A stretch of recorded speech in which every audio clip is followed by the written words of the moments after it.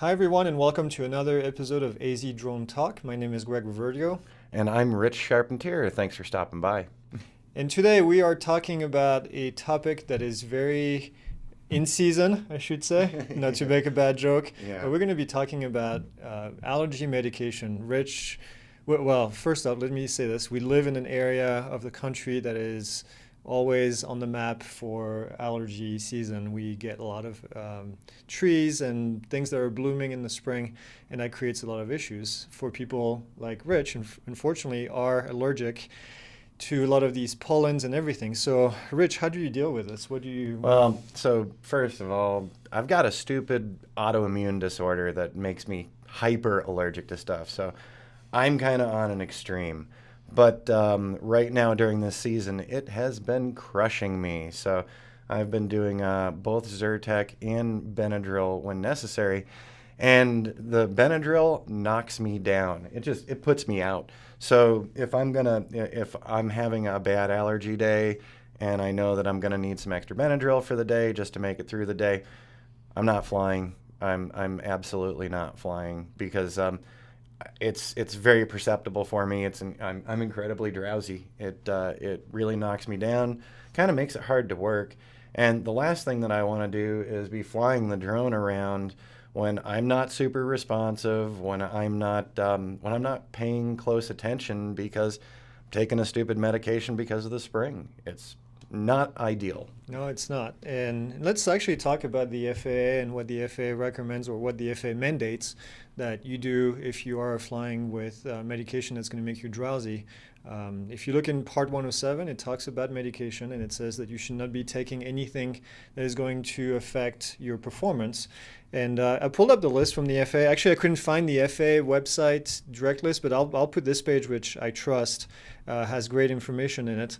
And it talks about sedating medication, and it gives you a list.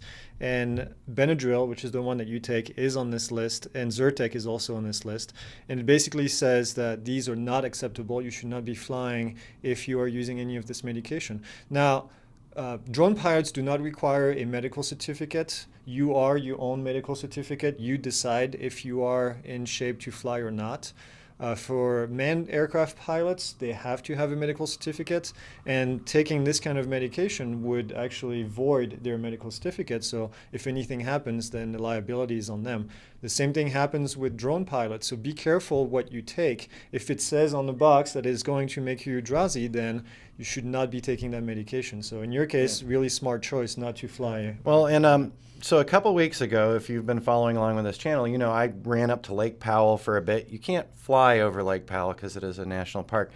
But I was taking friends to a couple other areas, and on our second day there, I went in some awesome slot canyons. I wanted to show my friends the slot canyons, and I had the intention of flying the drone to photograph and video a very rarely seen location up there.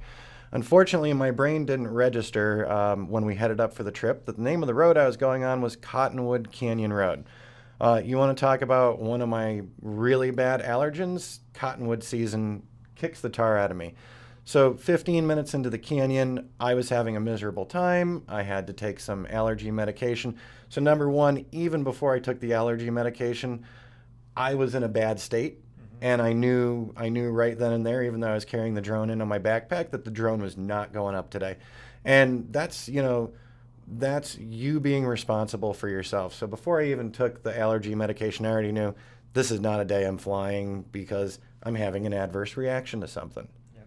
And if you don't know what cottonwoods look like, there's these big, huge trees, and when they bloom, they have these little flowers that, well, not even flower. It almost looks like cotton. It's very light. It looks like snow. Yeah, it looks like snow. If you go outside of our studio right now, Yep. it looks like snow's on the ground. Yeah, that's what I was gonna say. Right now, if you drive around town, you'll see all these little snowflakes that are flying around. But no, it's actually cottonwood. And every time I see those, I think of you. I'm like, oh, Rich is I'm probably having miserable. a bad day. So just keep that in mind. Be careful when you fly. Make sure that you look at the FAA website.